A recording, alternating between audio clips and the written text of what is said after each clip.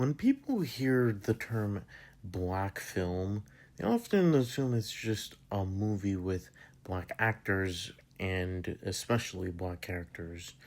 However, I would like to argue that black films are better defined through authorship and perspective rather than just representation on screen.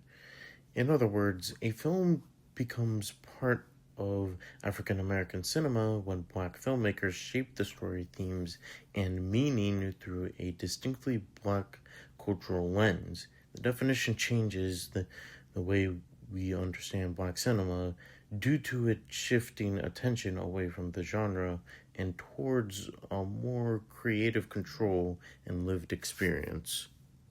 However, there is a clear difference with teaching a very important life lesson through your movies and forcing a message down a audience's throat. In my opinion, horror movies do the former best from my experience. Film historian Donald Bogle explains that early Hollywood often reduced black people to racist stereotypes like the coon, the mammy, or the buck. Due to that history, African American cinema developed as a response. This was a way for black filmmakers to reclaim representation and tell stories from their own perspectives. That means African American film is not limited to one style or genre. It can exist in comedy, science fiction, drama, or my video subject, horror. These films center on black subjectivity and explores the world they created through a black creative vision. A perfect example of this concept coming to reality is the 2017 horror film directed by Jordan Peele, Get Out, one of the main films we watched in class. Now, on the surface, it just seems like your typical horror movie, but Peele uses horror conventions to explore deeper issues that involving with race, liberal racism, and the literal exploitation of black bodies in America in a twisted, horror-themed way. At first, you think that with the obvious twist going to be that the family are actually slave owners, doing a secret auction behind Chris's back. Chris is our protagonist. But the twisted reality is that they are using black bodies to transfer white old people's minds into the black bodies so they can live a new life. Get Out works so well as African American cinema, not simply because it has a black protagonist, but it's because of the entire story is filtered through black fears and experiences. The iconic sunken place sequence symbolizes the silencing and loss of agency many black people experience with dominant white cultures. Peele takes a genre that has historically marginalized black characters and transforms it into a vehicle for black social commentary. The same idea appears in another film directed by Jordan Peele that was one of our supplementary films, Us, from 2019.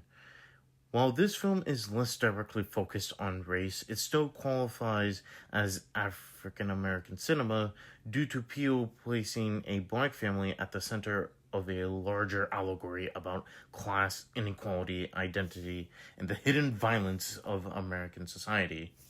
One of the most important things about Us, if not the most important thing about the film, is the family's blackness.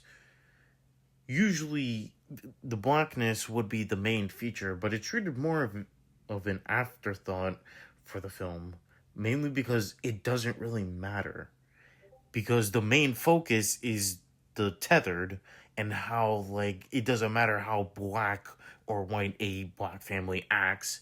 It's them putting that aside and focusing on surviving from a black family who looks exactly like them but doesn't act human at all.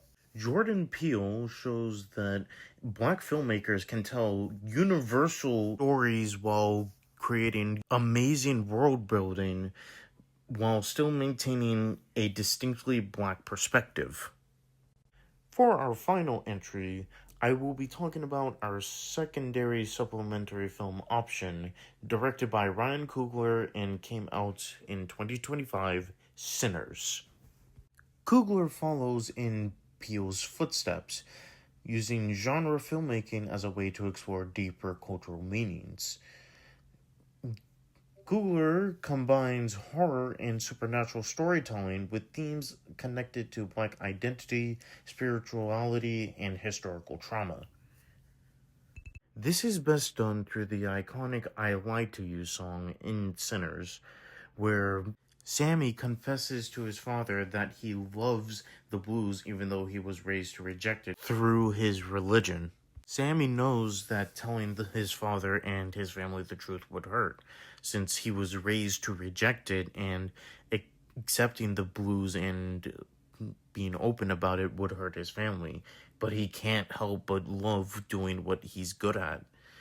The sequence also represents freedom, since Sammy is only feel content and happy when singing the blues and doing the gig for his cousin Smoke and Stack for the club joke. And on top of that, there's also a larger commentary about African American culture through I Lied to You. During the sequence of I Lied to You, multiple dancers from different time periods suggest that Black art constantly evolves, while also carrying the trauma and creativity of the past, mainly due to slavery and discrimination, and the inhumanization of Black people during those times. Coogler links Delta blues to hip hop, jazz, gospel, rock, and other forms of Black music, showing them all as a part of the same cultural lineage. The I Lied to You sequence is more than just entertainment. It's history, identity, and survival. Yet somehow, we're reminded that this is also a vampire horror flick. In conclusion, defining what is a Black film through authorship and perspective gives us a broader and much more significant, meaningful understanding of Black cinema in general. Through the brilliant minds of Jordan Peele and Ryan Coogler, it helps others recognize that African American films are not restricted to one genre and one genre only, or specifically one type of story. Instead, they are films shaped by Black creators who challenge historical stereotypes and offer new ways of seeing Black life on film. By focusing on creative perspective rather than simply representation, we can understand African American cinema as both an artistic movement and a political form of storytelling.